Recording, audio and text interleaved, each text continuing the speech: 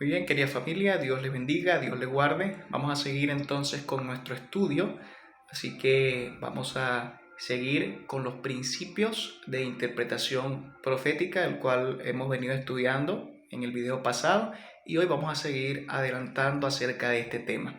Así que aquí está la presentación. Yo me voy a colocar aquí más pequeño, incluso creo que voy a eliminar el cuadrito para que se pueda ver mejor, ¿sí? Así que me gustaría recordarles algo, y es que la profecía es la historia contada por Dios. Seguimos recordando lo que vimos en la parte de los métodos de la interpretación: idealista, preterista, futurista, histórico crítico, y también el método histórico gramatical, que es el que dijimos que es el de la Iglesia Adventista del Séptimo Día. Así que vamos a avanzar a otra parte, porque recordamos que el método histórico gramatical se basa en la historia y en la Biblia, como podemos ver en la diapositiva presente. Como es un método que se basa en la historia y en la Biblia, tenemos que entender en el ámbito de la profecía, que es la historia contada por Dios, la revelación de los pensamientos de Dios, de la historia de Dios para el hombre. Vemos entonces puntos claves. Un primer punto clave en esto es que la revelación de Dios es de manera general, pero también es de manera especial. La revelación de Dios se da de dos maneras: general y especial. La manera en general que se revela a Dios es a través de la naturaleza, la conducta humana, la conciencia y también la historia. Eso lo podemos ver nosotros incluso en la Biblia, a través de la historia. Podemos ver que los personajes bíblicos tuvieron sueños, visiones, incluso hoy en día así también pasa. Vemos también la conducta humana y por supuesto lo vemos en las cosas del día a día, en la manera general que Dios se revela. Y también la manera especial en la que el Creador decidió revelarse y mostrar su voluntad, por supuesto, fue a través de su palabra, a través de la Biblia, y también a través de la persona de nuestro Señor Jesucristo, donde se enseña y se muestra completamente el carácter de Dios y su revelación en plenitud. Bien, así que vamos a seguir con la Biblia y la historia, hablando del método histórico gramatical, ¿sí? Hablando de la Biblia y de la historia. Así que uno de los puntos importantes que tenemos que tener nosotros claros, familia, es que las escrituras presentan a Dios como el Dios de la historia. Eso es lo principal. Cuando tú estudias profecía o vas a predicar de profecía, tienes que entender que el centro es Dios. El centro es Dios. Es muy diferente cuando tú ves un edificio desde la parte baja, desde planta baja, a cuando te montas en azotea del edificio, en el techo, y puedes ver un panorama más grande. Cuando tú entiendes que en las escrituras se presenta a Dios como el Dios de la historia, entonces te estás montando en azotea del edificio y puedes ver el panorama desde el punto de vista que Dios te quiere mostrar, que Dios te permite que tú puedas ver. Es como si el Señor nos dijera: ven, colócate aquí donde estoy yo, siéntate aquí donde estoy yo y ve la visión que yo tengo, ve la historia que yo tengo para con el mundo. Así es que por eso es que vemos ejemplos como en Daniel el capítulo 1 y el versículo 2 y en Daniel 2:21, que Dios es el que dirige los destinos de las naciones y de sus gobernantes. Vemos, por ejemplo, que Dios es el que pone reyes y el que quita reyes. Vemos que Dios hace eventos, permite eventos, es una cosa, y él efectúa eventos para que su plan se cumpla, porque Dios es el Dios de la historia y su propósito, su plan, su voluntad se cumple a plenitud.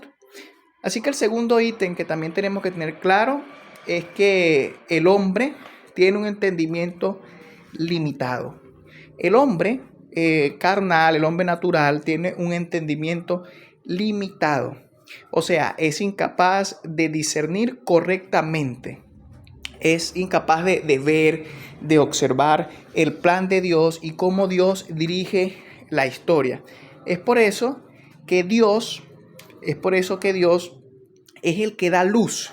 Dios es el que da luz referente a este tema. Es por eso que el ítem número 3 refleja que solo la luz de Dios que viene a través de las escrituras, esa iluminación, viene de parte del Creador, por supuesto, para la salvación de la humanidad en la historia. Tenemos que tener estos puntos claros porque a la hora de entender nosotros la profecía bíblica a través del método histórico gramatical, tenemos que entender de qué manera se revela a Dios en plenitud, de manera general, de manera especial, y también tenemos que entender que si Dios hace algo en la historia, Dios dice, yo hice esto y esto lo hice por esto. Eso nosotros lo comprobamos en la Biblia, en el libro de Daniel, lo comprobamos en el libro de Jeremías, por ejemplo, la cautividad del pueblo de Judá, la nación de Judá, 70 años, el mismo Dios le dijo eso a través del profeta Jeremías al pueblo, 70 años ustedes van a estar cautivos. También vemos, por ejemplo, cuando el pueblo de Israel anduvo en círculos, vagó en el desierto, 40 años, el mismo Dios lo dijo. Así que vemos que la interpretación la da el mismo Dios a través de su palabra, porque Él da la iluminación de poder entender su voluntad a la luz de su palabra. Seguimos con otros ítems importantes. Por ejemplo, aunque la historia es un tipo de revelación, solo puede ser comprendida correctamente cuando Dios provee la interpretación. Eso ya lo hemos venido hablando. Si Dios interviene en la historia, Dios enseña, muestra a través de su palabra por qué intervino en la historia. Como vemos, por ejemplo, cuando Dios destruye a Sodoma y Gomorra, Dios hace un juicio y por supuesto le explica a su profeta, en ese momento a Abraham, por qué él va a destruir Sodoma y Gomorra.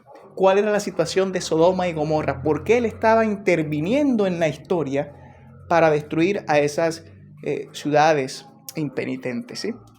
Vamos a seguir leyendo, por ejemplo, la verdadera filosofía de la historia que nos proporciona la Biblia. Nos ayuda a descifrar patrones recurrentes. Este es un tema importantísimo. Patrones recurrentes nosotros lo vamos a conseguir a lo largo de la Biblia. A lo largo de la Biblia podemos nosotros denotar diferentes patrones que nos enseñan la realidad del comportamiento del pueblo de Dios a través de los diferentes libros de la Biblia. Por ejemplo, vamos a poder aprender más acerca de cómo interviene Dios e incluso podemos aplicarlo a nuestra vida actual. Es importante conocer los patrones recurrentes a la hora de entender la profecía bíblica porque cada libro tiene una estructura y es importante conocer la estructura de ese libro y también en cada libro se enseña un patrón recurrente que nosotros podemos ver. Al analizar esto, nosotros estamos ya claros, dispuestos y tenemos mejor comprensión del panorama que Dios le quiere enseñar a su pueblo a través de su palabra. Vamos a analizar un patrón recurrente. Aquí lo vemos en el libro de Jueces. Vemos aquí en la época de los jueces, el pueblo de Israel no pasaba por su mejor momento de fidelidad. Eso se sabe en la historia. Había jueces con ideas extrañas que al principio comenzaron bien, el ejemplo de Gedeón, pero después terminaron mal. Así que eso se debe al patrón recurrente que nosotros tenemos acerca de la historia del pueblo, su situación, qué pasaba y qué era lo que, por supuesto, estaba viviendo o había vivido el pueblo. El patrón recurrente del libro de Jueces que podemos nosotros ver aquí en pantalla, encontramos, por ejemplo, que el pueblo pasaba por una apostasía. Después de la apostasía, el pueblo pasaba por una opresión. Después de la opresión, el pueblo se arrepentía, pasaba por un arrepentimiento. Después del arrepentimiento venía la liberación por parte de Dios que levantaba un juez y después venía lo que es el descanso. El pueblo estaba en descanso. Pero el patrón recurrente es que cuando el pueblo estaba en descanso, entraba nuevamente la apostasía. Esto es algo significativo en la historia, porque en muchos libros de la Biblia tú vas a encontrar que cuando el pueblo de Dios está descansando, cuando el pueblo de Dios, entre comillas, está tranquilo, entra la apostasía, invade la apostasía. Así que cuando llega la opresión, cuando Dios permite la opresión del pueblo de Dios, resulta que es donde llega el arrepentimiento. Llega el arrepentimiento, hay un reavivamiento en el pueblo de Dios, haciendo así que el pueblo se despierte, trabaje, y de esa manera ocurre lo que es la liberación. Ese es el patrón recurrente que nosotros vemos en el libro de Jueces, que también vamos a ver a lo largo de la historia.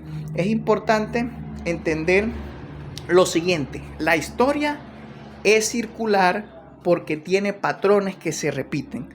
Muchos piensan que la historia es un círculo, ¿sí? La historia es circular. En otras palabras, la historia es un círculo que se repite constantemente. Esto es un error, porque la historia es lineal.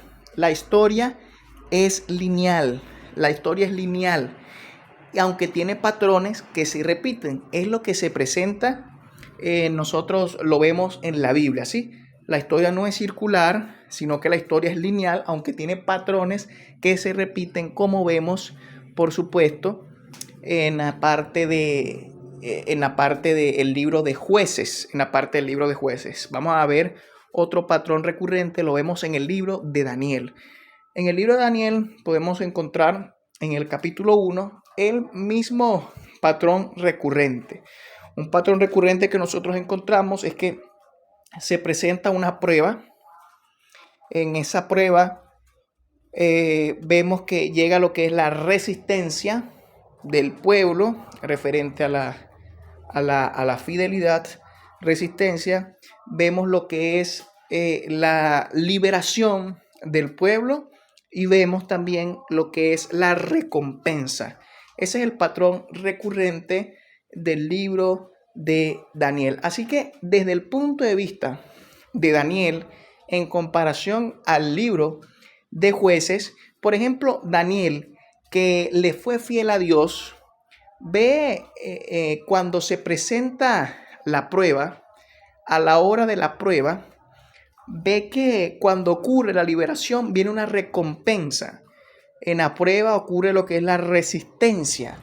¿Por qué Daniel describe esto o se muestra esto en el libro? Porque desde el punto de vista de Daniel es la fidelidad de las personas que le son fieles a Dios. Para Daniel, la prueba genera resistencia, genera liberación, genera recompensa, genera la oportunidad perfecta para que Dios muestre su gloria, y la prueba es la oportunidad perfecta para demostrar la fidelidad de Dios en la vida de los seres humanos, de sus hijos. Pero desde el punto de vista del libro de Jueces, desde el punto de vista de un pueblo que estaba mal espiritualmente, viene lo que es la apostasía. Y después del descanso, después de la liberación, viene lo que es la apostasía, la opresión. Así que desde aquí vemos el punto de vista de un pueblo que en el momento de la liberación, del descanso, cae en apostasía.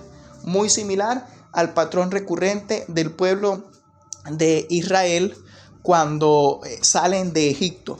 Muy similar. O sea que desde el punto de vista del apóstata, la prueba es el momento perfecto para descarriarse. El descanso es el momento perfecto para apartarse de Dios. La prueba simplemente para ellos es un castigo más. Y cuando ese castigo se va, se pierde, llega el descanso, sigue nuevamente el mismo patrón recurrente de caer en apostasía. Pero para un fiel como Daniel, y es muy bonito ese himno que nosotros tenemos en el himnario, a Daniel imita, para él la prueba representa lo que es una recompensa, una resistencia, una liberación. Es la oportunidad perfecta para que el Hijo de Dios para que la hija de Dios muestre al Dios creador del cielo, al cual él sigue, ama, adora y se esfuerza cada día por serle fiel. Así que vamos a aprender 5 grandes hitos en la historia de la redención. Esto es importante que nosotros analicemos bien, porque con estos 5 grandes hitos en la historia de la redención, nosotros vamos a comprobar otro punto importante a la hora de la interpretación bíblica, a la hora del punto de vista, a la hora de ver las cosas, el punto de vista del método histórico gramatical. ¿Por qué razón? Porque nosotros como adventistas del séptimo día tomamos en cuenta un patrón o tomamos en cuenta un punto importante que la mayoría de las iglesias obvia o ignora, y ese tema importante es el gran conflicto. Nosotros vemos el gran conflicto y a la hora de entender la profecía y a la hora de analizar los momentos importantes del pueblo de Dios y a la hora de predicar el evangelio, tenemos que tomar en cuenta el gran conflicto cósmico en el que todos estamos involucrados. Tal cual como lo dice Efesios, nuestra lucha no es contra carne ni sangre, sino contra potestades, huestes de maldad, príncipes de tinieblas. Así que tenemos que estar claro de esto. Así que cuando nosotros vemos y hablamos de la profecía bíblica, tenemos 7 puntos importantes que tú puedes anotar, puedes analizar, y de esta manera entendemos cómo Dios levanta un profeta y ver las credenciales de profeta de ese personaje, porque el mismo Dios ya muestra un patrón recurrente cuando Él levanta un profeta, ¿sí? Vamos a hablar un poco de esto, y lo siguiente que vamos a hablar, lo vamos a explicar, se va a mostrar a lo largo de la Biblia los diferentes profetas en el siguiente video para no hacerlo tan largo. Así que número 1, Dios levanta un profeta. Lo primero que hace Dios es levantar un profeta. Recuerda que estamos hablando es desde el punto de vista, desde los 5 grandes hitos en la historia de la redención. Estamos hablando del mensaje de juicio, ¿sí? Estamos hablando de profecías escatológicas, estamos hablando de profecías con mensajes de juicio, profecías de tiempo. Así que lo primero es que Dios levanta un profeta. Número 2, da una profecía de tiempo. Cuando Dios levanta un profeta, Dios a este profeta le da una profecía de tiempo, el cual este profeta tiene que dar y transmitir. Número 3, además da un mensaje de juicio. No solamente el profeta da una profecía de tiempo, el cual va a transmitir, sino que él da un mensaje de juicio, un mensaje de arrepentimiento, un mensaje de parte del cielo referente a un juicio divino. Número 4, al tiempo de su cumplimiento, Dios levanta a otro profeta. Recuerda que Dios al profeta que levanta le da una profecía de tiempo. Cuando esta profecía de tiempo está a punto de cumplirse, al tiempo de su cumplimiento, Dios levanta a otro profeta. Y por supuesto vemos en el número 5 que el segundo profeta predica exactamente lo mismo que predicó el primer profeta. No hay un cambio porque sigue el mismo patrón, el mismo mensaje de juicio, y predica acerca de la profecía de tiempo que se le fue entregado al primer profeta. Número 6, advierte que el tiempo se ha cumplido y que vendrá el juicio. Y número 7, con el segundo profeta se hace visible un remanente. Una palabra muy importante para nosotros y que muchos de nosotros conocemos. Con el segundo profeta se hace visible un remanente. Así que estos 7 patrones recurrentes que nosotros vamos a ver a la hora de la profecía bíblica, a la hora de cuando Dios levanta un profeta, son importantes que nosotros lo anotemos, son importantes que nosotros lo estudiemos y que más adelante en el siguiente video los vamos a detallar en la vida de cada personaje bíblico. De esta manera, cuando estudiemos esto, usted se dará cuenta de por qué Dios levantó a Elena White, de por qué Dios levantó a la madre G. de White, y vemos aquí sus credenciales como profeta, que lo vemos en el patrón recurrente de la historia en el ámbito del estudio bíblico histórico que hemos estado haciendo, del método histórico gramatical, y de esa manera tal vez usted pueda predicar o incluso estar más seguro o segura de por qué Elena de White fue un profeta, fue una profeta que Dios levantó en su momento, y de dónde viene eso que Dios la levantó. Así que de esta manera usted va a poder dar una respuesta clara, va a poder dar una respuesta sencilla, una respuesta contundente acerca de por qué Elena de White es profeta, porque muchos de los libros que vamos a estudiar o que vamos a hablar un poco de esto, dijimos que el conflicto de los siglos y eventos de los últimos días lo escribió la hermana White. Así que es importante nosotros que comprendamos por qué Dios la levantó, y si vemos un patrón recurrente en la historia, que esto así lo demuestra. Así que, querida familia, Dios les bendiga, Dios les guarde. Seguimos más adelante con el siguiente estudio.